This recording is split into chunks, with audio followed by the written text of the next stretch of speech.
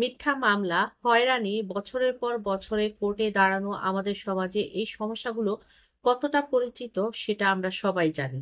নিরীহ মানুষ প্রায় এর শিকার হয়।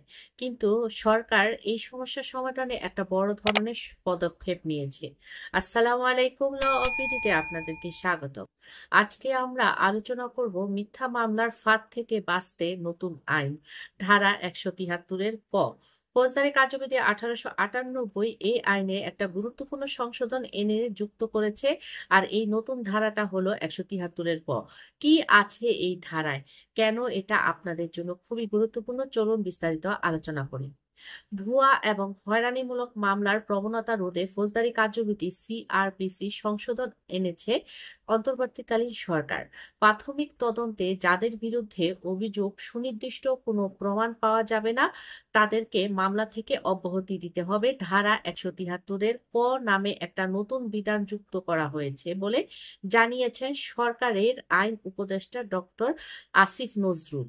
রাজধানীর ফরেন সার্ভিস একাডেমির সাংবাদিকদের সঙ্গে আলাপকালে তিনি এই কথাটি জানান। এই সময় আসিফ নজরুল বলেন যে অনেক সময় আমরা ভুয়া মামলা বা উদ্দেশ্য প্রণোদিতভাবে আসামির তালিকায় নির্দোষ ব্যক্তিকে যুক্ত করে মামলা বাণিজ্য করা হয়।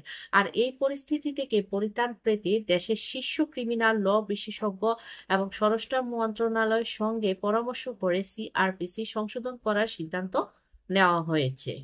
নতুন বিধান অনুযায়ী পুলিশ কমিশনার, জেলা পুলিশ সুপার, এসপি বা সমমর্যাদার কোনো কর্মকর্তা তাদের আয়ত্তাধীন কোনো মামলার বিষয়ে প্রয়োজন যদি মনে করে, তাহলে তদন্ত কর্মকর্তার কাছ থেকে প্রাথমিক রিপোর্ট চাইতে পারবেন এবং ওই রিপোর্ট সংশ্লিষ্ট ম্যাজিস্ট্রেটের কাছে জমা দেওয়া হবে।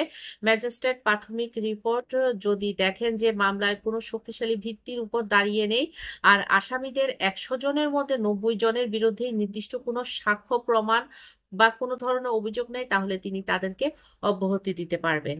এক্ষেত্রে আইন উপদেষ্টা বলেন যে এই ব্যবস্থার ফলে হয়রানিমূলক মামলার সংখ্যা কমবে এবং মানুষের হয়রানি থেকে মুক্তি পাবে। তবে এই ক্ষেত্রে তদন্ত চলমান থাকবে। যদি পরবর্তীতে তদন্ত কারো বিরুদ্ধে যথার্থ অভিযোগ উঠে আসে, তবে তাদেরকে পুনরায় মামলায় অন্তর্ভুক্ত করার সুযোগ থাকবে। এই সময় তিনি আরো জানান যে বাংলাদেশের জাতিসংঘের একটি মানবাধিকার কার্যালয় স্থাপনের সিদ্ধান্ত নেওয়া হয়েছে এবং প্রাথমিকভাবে 3 বছরের জন্য এই কার্যালয় চালু থাকবে এবং মানবাধিকার লঙ্ঘনের ঘটনায় রাষ্ট্র মানবাধিকার কমিশনারের পাশাপাশি এই কার্যালয়টি একটি স্বাধীন এবং গুরুত্বপূর্ণ ভূমিকা পালন করবে বলে মনে করেন।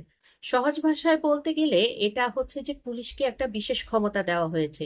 পুলিশ কর্মকর্তা তদন্ত করার পর যদি দেখেন যে এই মামলাটা সম্পূর্ণ মিথ্যা এবং হয়রানির উদ্দেশ্যে দায়ের করা হয়েছে, তিনি তার চূড়ান্ত যে রিপোর্ট রয়েছে সেটা তিনি আবেদন করতে পারবেন এবং এই আবেদনটি জমা হওয়ার পর ম্যাজিস্ট্রেট তাকে, যে আসামি যিনি রয়েছেন, তাকে অব্যাহতি দিতে পারবেন। অর্থাৎ হচ্ছে যে আমরা আমাদের সমাজে কি দেখি যে কেউ শত্রুতাবশত ভাবে মিথ্যা মামলা দায়ের করে থাকে।